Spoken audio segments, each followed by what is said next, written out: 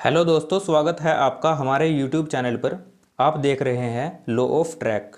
आज हम आपके लिए एक नया टॉपिक इंडियन कॉन्ट्रैक्ट एक्ट 1872 लेकर आए हैं, जिसके बारे में हर कोई, चाहे वह स्टूडेंट हो या आम नागरिक, हर कोई जानना चाहता है कि इंडियन कॉन्ट्रैक्ट एक्ट आखिर है क्या। इंडियन कॉन्ट्रैक्ट एक्ट 1872 को हिंदी में भारतीय संविदा अधिनियम 1872 भी कहते हैं। भारतीय संविदा अधिनियम को भारतीय अनुबंध अधिनियम के नाम से भी जाना जाता है। यह 25 अप्रैल 1872 को ब्रिटिश संसद में पारित हुआ था और भारतीय संविदा अधिनियम 1 सितंबर 1872 को लागू हुआ था। इंडियन कॉन्ट्रैक्ट एक्ट भारत में संविदा से संबंधित कानून को निर्धारित करता है। अधिनियम अंग्रेजी कॉमन लॉ के सिद्धांतों पर आधारित है। यह कानून भारत के सभी राज्यों में लागू होता है।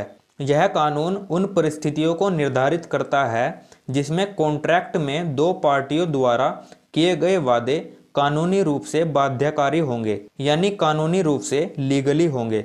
यह अधिनियम अनुबंध को एक समझौते के रूप में परिभाषित करता है। शुरुआत में यह एक्ट कुछ इस तरह से था जैसे भारतीय संविदा अधिनियम की धाराएं 1 से 75 तक संविदा कानून से जुड़े सिद्धांतों के बारे में बताती है। दूसरा, माल की बिक्री से संबंधित अनुबंध धारा 76 से 123 में आता है। तीसरा, विशेष अनुबंध क्षतिपूर्ति, गारंटी, जमानत और प्रतिज्ञा और एजेंसी धारा 124 से 238 के अंतर्गत आते थे। चौथा, साझेदारी से संबंधित अनुबंध धारा 239 से 266 के अंतर्गत आते थे। इसमें कुल 266 धाराएं थी। 1930 में इस अधिनियम से माल की बिक्री से संबंधित अधिनियमों को अलग करके एक दूसरा कानून सेल्स ऑफ गुड एक्ट्स बना दिया गया।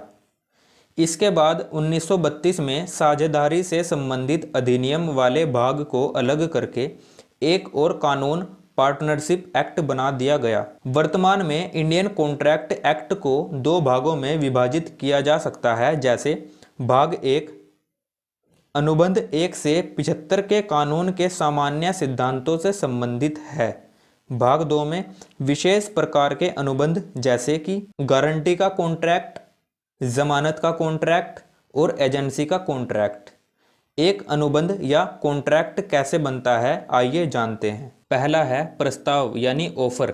2A के मुताबिक जब कोई व्यक्ति किसी कार्य को करने के लिए किसी अन्य व्यक्ति से कुछ भी करने या करने से रोकने की इच्छा करता है तो उसे प्रस्ताव बनाने के लिए कहा जाता है। दूसरा, स्वीकृति यानी एक्सेप्टेंस। 2B के मुताबिक जब जिस व्यक्ति को प्रस्ताव किया जाता है वह वहां अपनी सहमति का संकेत देता है तो प्रस्ताव को स्वीकार करने के लिए कहा जाता है।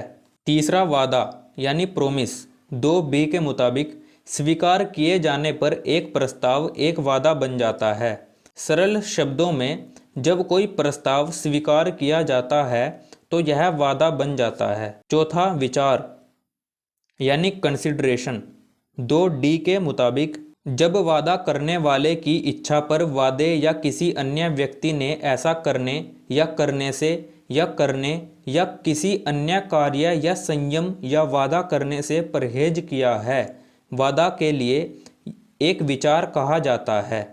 अन्य तकनीकी शब्द के वादे के लिए एक पक्ष द्वारा भुगतान की गई कीमत, जिसका अर्थ है क्विड प्रो क्यो यानी बदले में कुछ।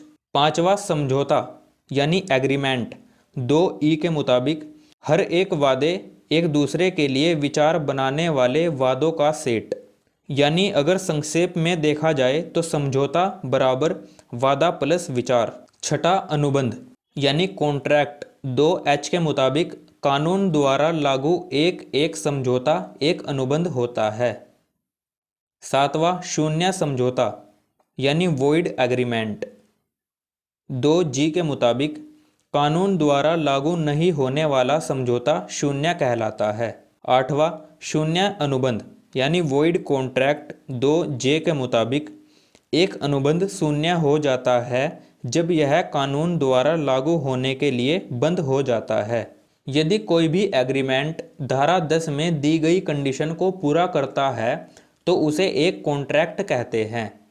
भारतीय अनुबंध अधिनियम यानी इंडियन कॉन्ट्रैक्ट एक्ट 1872 की धारा 10 के अनुसार कुछ इम्पोर्टेंट शर्तें हैं जिन्हें एक वैध कॉन्ट्रैक्ट बनाने के लिए संतुष्ट होना है, यानी कॉन्ट्रैक्ट के लिए पार्टियों की स्वतंत्र सहमति, अनुबंध के लिए यानी कॉन्ट्रैक्ट के लिए एक वैध विचार होना चाहिए तथा इसके लिए सभी पार्टी सक्षम होनी चाहिए।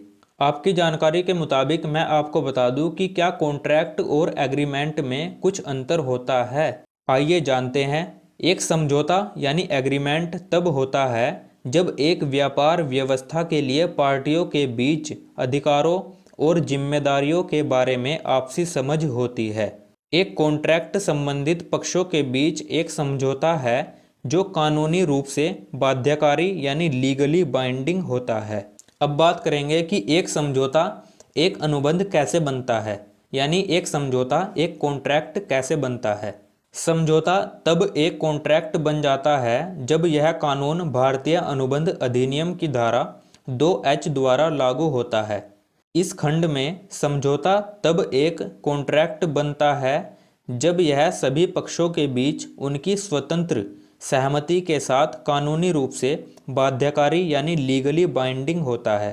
आपको ये भी बताते चले कि क्या सभी एग्रीमेंट कॉन्ट्रैक्ट होते हैं। सभी एग्रीमेंट कॉन्ट्रैक्ट नहीं होते, जबकि सभी कॉन्ट्रैक्ट एग्रीमेंट होते हैं। एक बार और बता दूं कि सभी एग्रीमेंट कॉन्ट्रैक्ट नहीं होते, जबकि सभी कॉन्ट्रैक्ट एग्रीमेंट होते हैं।